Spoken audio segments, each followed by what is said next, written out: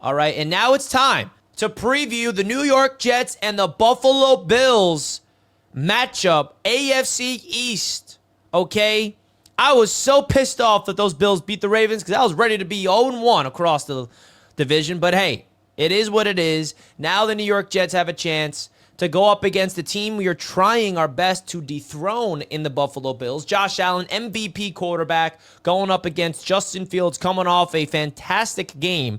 Bills fans are not giving the Jets any chance in this one, it seems, based off of my connections with Bills Mafia through the AFC East Roundtable. We found out today there's some injury news we have to highlight. Keep an eye on this. Ed Oliver is dealing with an foot or ankle injury.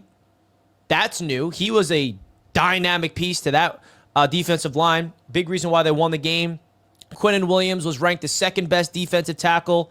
Ed Oliver is number one. So that's a big loss to the Bills because you can argue he's like their only threat on that defensive line. Joey Bosa doesn't really scare me much. Gregory Rousseau, he's a solid player, but that's a big blow if he is not going to be suited up in this game. So before we get into any predictions, Jake, why don't you give us your thoughts? How's this matchup in your eyes, the New York Jets hosting the Buffalo Bills? Yeah, I look at it like this. The game plan the Jets used last week against the Steelers, I think a lot of that they could try and replicate against the Bills. The Bills, they gave up a ton of points defensively last week to the Ravens. I mean, the Ravens' strategy was to run on them. Lamar Jackson, I think Justin Fields could, maybe be like dollar store Lamar Jackson. I think Derrick Henry's Derrick Henry, but Breece Hall is not too shabby himself. Like, I think that's kind of where it starts. You want to keep Josh Allen off the field, and I think if the Jets could replicate some of what they did, that will go a long way. And for what it's worth, they have beaten Josh Allen 2 of the last 3 years at MetLife Stadium with Zach Wilson as this team's quarterback. So last year the game was close. Allen is Allen. He's a tremendous player. He's the MVP of the league. But if the Jets can force a turnover or two, if they could play from ahead, right? Maybe there's that emotional letdown for the Bills early in the game because they had this great win on Sunday Night Football that felt like a playoff game. I think the Jets can hang with them and be in this game. It's tough to pick them to win, but I think there's a path for the Jets to definitely cover the number. And you know what? If it's tight in the fourth quarter, you got a chance to at least win the game. And I think every Jet fan would sign up for this game being close with about 5 minutes to go. You take your chance. Yeah, great points. I think that this is one of those games that if you are the New York Jets, you got to have it. If you want to make this a season and be competitive in this division, the difference of being 0-2 and 1-1 and tied with the Buffalo Bills is just absolutely massive. Okay, so Matt, your thoughts and emotions heading in to this matchup between the Buffalo Bills and the New York Jets. Yeah, it is a huge matchup. Obviously, you don't want to go down 0-2. That's a really tough spot to dig out of. But, really hard game coming in against Buffalo. You have beaten them a couple times in recent years, but different looking defense in 2022 and 2023. Offensively, I think the Jets can score points in this game. I was highlighting the Bills' issues stopping the run. I think that's an area that the Jets could take advantage, but I'm concerned with the play in the secondary. I don't trust the safeties. I don't trust Brandon Stevens. I think Michael Carter has to have a better game this week than what he did in week 1 against the Pittsburgh Steelers, but they're going to have to win the time of possession game. They can't have any special teams mistakes like they did last week. And if the quarterback throws you the ball, you got to catch it. Allen turned it over a couple of times in those Jets upset wins in 2022 and 23. You can't have two dropped interceptions like you did in week 1 and expect to win against Buffalo. Yeah, I mean, the turnovers are so unfortunate to bring up here because the Steelers won that game last week because of the turnover from Xavier Gipson, and the Jets played turnover-free football offensively, but not from a special team standpoint, unfortunately, right? And I think that the turnover battle is something that the Jets are going to have to prioritize. They also did not force a turnover on defense. They did not take advantage of those 2 opportunities. So I really do feel like if you're the Jets, turnovers, protecting the ball, forcing the turnovers is going to be key here.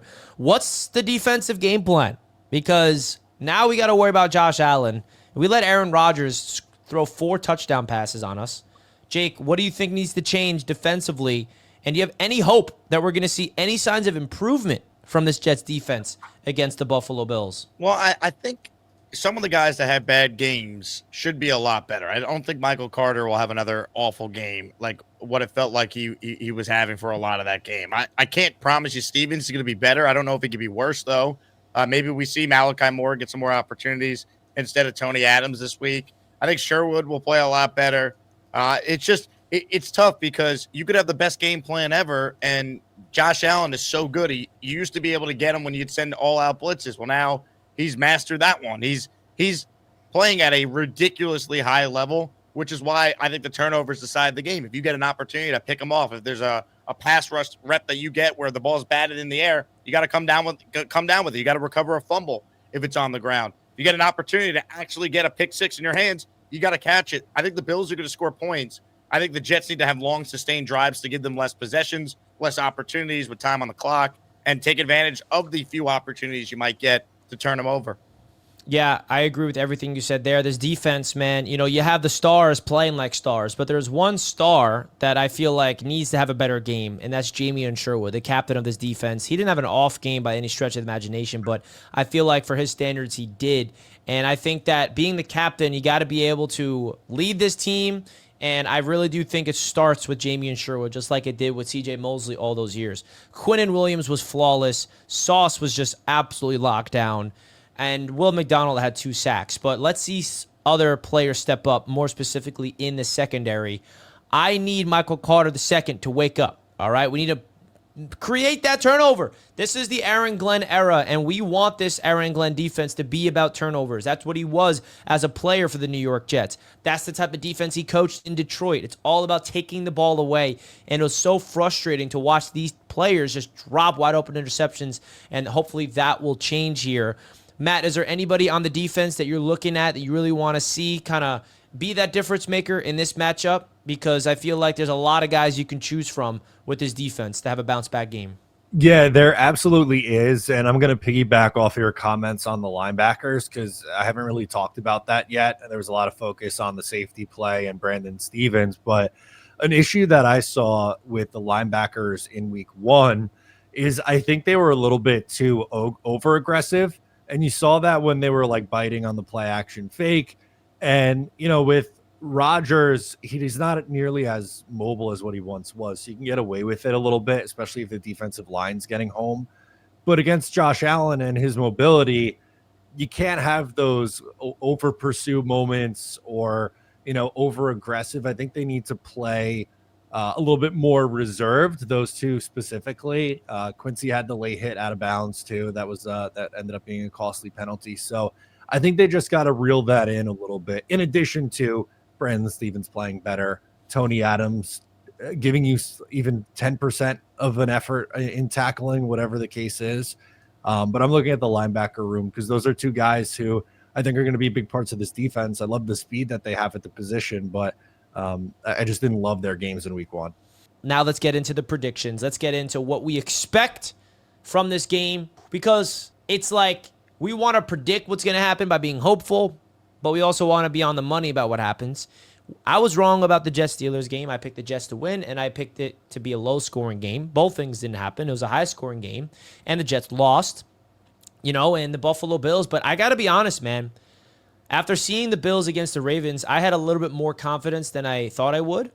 There is a part of me that's like, dude, if this defense really stinks and we're in another shootout, that's going to be tough to be able to beat up on Josh Allen. It just takes one big play on defense. But the Jets got to learn how to make winning plays in the fourth quarter. Like, this can't be a team where they just go out there and have all these splash plays and explosiveness and all these fun things, and then when it comes to the last 5 minutes, because I got to remind everybody, as good as the offense was and as good as they're graded, as good as Justin Fields were, there was a drive that they could have marched down the field and won the game, and they didn't. 3 and out.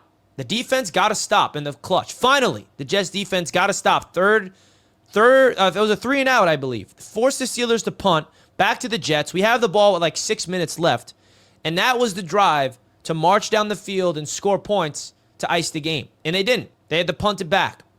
And then the Jets also had time on the clock, 1 minute and 3 seconds with a timeout to go get Nick Folk in field goal range, and they failed. Those things need to be improved if we really want to be a quality football team competing for a playoff spot. And those are the types of plays you're going to have to make if you want to beat the Buffalo Bills. So, Jake, with that in mind, like, where is your mind heading into this game? What's your predictions? Do you have any confidence in the Jets pulling off this upset? Not really, to be honest with you guys. Like, I think they can make it close. That's why I was so distraught over losing on Sunday. I think they're starting 0-2. I hope it could be a real game. I got to see this offense play that well again for me to feel confident picking them. So I'm hoping the defense plays better and the Jets could be in this and cover that 6.5, 7-point spread. I think they will, but I probably right now, at least where we are on Thursday, I would lean with the Bills winning this game, 26-20, 24-20, kind of in that range. I do think the Jets can keep them under 30, but I don't know if the Jets are going to be able to score enough when push comes to shove to win this game. And Jake, follow up. Do you have confidence in the Jets offense against the Bills defense, especially with Ed Oliver potentially being injured? Do you think that they're going to have a similar game like they did against Pittsburgh based off the matchups? I don't think they'll score 32. I think they can move the ball, though. I do think they're going to score some points. I do think Fields can look good. I just don't have enough confidence to pick them against the Buffalo Bills at this point. Yeah. Matt, how about you, man? What's your thoughts heading into this game? Where's your head at? Yeah, I'm kind of with Jake on this one. I don't think they win. I think they keep it close for a while in this game. I have concerns that I brought up a lot in this show, but on the defensive side of the ball, they kind of have to prove it to me. And I don't know if all those changes happen immediately, especially after, going up against a tough opponent. But unlike last week, I was very confident that it'd be a low scoring game, and it wasn't. I think this one is going to be a high scoring game. I think both teams get over 20 points. I think the Bills probably get over 30 in this game. Honestly, I hope I'm wrong. I hope the Jets defense is awesome and they pull off an upset win at MetLife Stadium and get to 1-1. But unfortunately, this I think is one of their tougher matchups, and I think they dropped to 0-2. Yeah, so this game is going to be interesting for a lot of different reasons. The Buffalo Bills, they always feel a little bit more vulnerable at MetLife Stadium. Okay, the Jets beat them two of the last 3 times at MetLife, and they lost last year because of some field goal issues with Greg Zuerlein. Zach Wilson beat them 2 years in a row, and I don't know, man. With Ed Oliver going down, based off how they looked, how their defense looks as vulnerable as they do, I'm going to go out on a limb and be a homer and pick the Jets to win this football game and shock the NFL world in a shootout. Another 30 points for the New York Jets offense, and it's the Jets defense that wins the game at the end by sacking Josh Allen on 4th down, led by Jermaine Johnson with the hammer. Bang! Now, if that happens exactly, I got to start putting some lottery tickets in. Now, listen, man, I understand I'm being a homer. I know that the Jets are the heavy underdogs, but I do have confidence in the Jets at home in this game. If we were in Buffalo, I would not pick the Jets to win. I wouldn't, but we're at home. And the Jets have beat the Bills at home 2 of the last 3 times. And this is also Aaron Glenn's first opportunity against an AFC East team. He understands how big this game is. And I have a feeling that this football team, they are starving for a win. They have this new level of confidence. And I have a new level of confidence in this team based off what I saw, man. If they can clean those mistakes and capitalize on those little turnovers, we're going to win this game. And I'm predicting it, baby. Am I out of my mind? No, I don't. You can say yes. You can say. I don't You're think a Jet so. fan. Yeah, you're not out of your mind. You're a Jet fan. We're all crazy.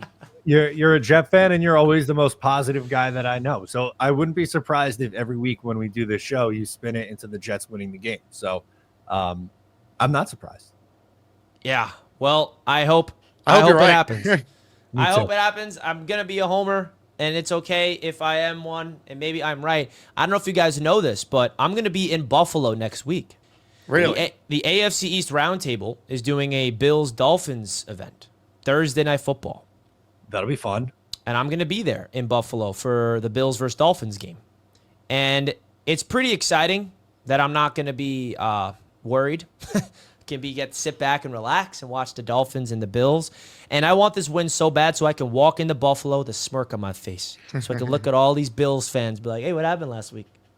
Hey, what happened last week? That's why I'm predicting this win. That's why I'm trying to, will this into existence somehow, because that's going to be a lot of fun being in Buffalo.